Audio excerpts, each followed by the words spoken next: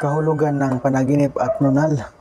Si Tata ay nanaginip ng bulak. Ano raw ang kahulugan? Ayon kay Professor Swami na ang bulak ay nangangahulugan ng payapang pamumuhay. Ang dalaga o asawa na mananaginip nito kailangang magpabango dahil lalo pang mag-iinit ang pagmamahal ng kanyang kabiyak. Bulak na anihin pa lang ay nangangahulugan na darating sa iyo ang pag-angat at kailangan mong maghanda ng kaban na malalagyan sa marami mong pera. Si Migs ay nanaginip na marami raw siyang pera. Ano raw ang ibig sabihin? Ayon kay Professor Swami na kung nanaginip kang nagiging mayaman ka o marami kang pera, yan ay nangangahulugan na magsikap ka pa ng todo upang hindi ka maghihirap. Nanaginip si Lynn na may namanhikan sa kanya pero hindi niya kilala ang lalaki. Sa ganitong sitwasyon ay ang kahulugan ay doon sa mukha ng lalaki kunin. Ayon kay Professor Swami, kung gwapo o pogi ang naturang lalaki, nangangahulugan na kaligayahan ang iyong makakamit at magtagumpay ka sa iyong pag-ibig. Lalago ang negosyo. Kung pangit ang lalaki sa panaginip, ibig sabihin na may darating na kalungkutan. Tatanggihan ka ng iyong nililigawan kung lalaki ang nanaginip nito. May katanungan si MJ tungkol sa kanyang nunal sa kanyang kaliwang tuhod. Ano raw ang ibig sabihin nito? Ayon kay Professor Swami, ang nunal sa kaliwang tuhod ay nangangahulugan na ikaw ay mapagkumbaba, makadiyos, may pusong mamon. Kung ikaw ay makagawa ng kasalanan, hihingi ka agad ng kapatawaran. Ang nagtatanong ngayon ay tago natin sa pangalan na LP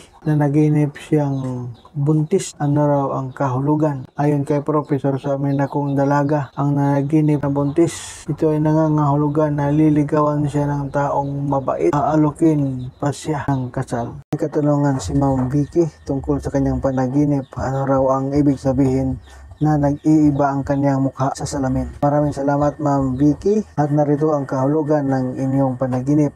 Ayon dito sa aklat ni Professor Swami, kung gumanda ka ng ikay nanalamin, ibig sabihin na magkakagusto sa inyo ang iyong kaibigan. Pero kung pumangit ang iyong itsura sa salamin, ibig sabihin na hihiwalayan ka ng iyong kasintahan. Si Miss Ann or Miss Ann Limos ay nanaginip ng kaldero na may lamang kanin. Ano raw ang kahulugan? Narito na ang kahulugan sa iyong panaginip. Ayon sa aklat ni Professor Swami na ang kaldero na merong laman, ito ay nangangahulugan ng kasaganahan. Kung walang laman, nangangahulugan ng kahirapan.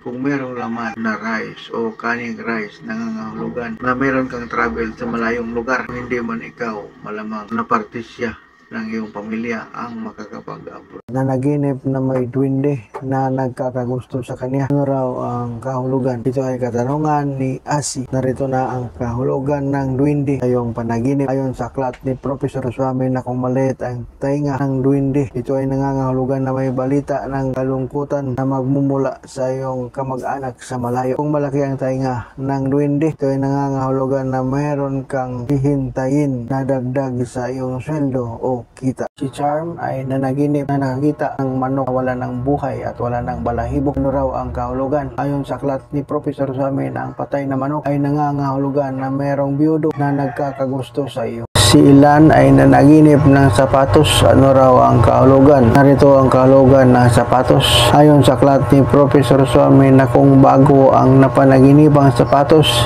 ito ay nangangahulugan na mayroong travel sa malayong lugar. Pero kung lumang sapatos, ito ay nangangahulugan na mayroon kang matalik na kaibigan o kasintahan ang matagal ng lumisan, ang lilitaw sa pamamagitan ng liham sa social media o personal na makipagkita sa iyo.